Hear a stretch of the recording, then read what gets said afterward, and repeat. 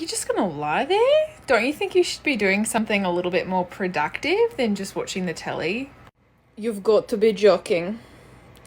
Yesterday you're on my case because I'm hanging out with too many people.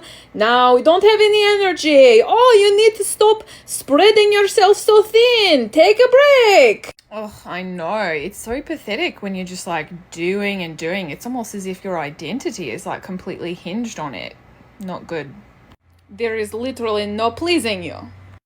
Okay, hold on. My hair is right now dealing with the two of you. So I'm the inner guide. I'm gonna just break it down for y'all right now. This little Aussie is coming out, gonna be like a monkey on your back if we don't deal with the vulnerability. That inner critic is gonna get you coming and going, honey. So I'm the guide. I can help you to deal with this balance and help you to take care of the vulnerability. Y'all are stressing me out. Well, that's rude. Listen, no shade.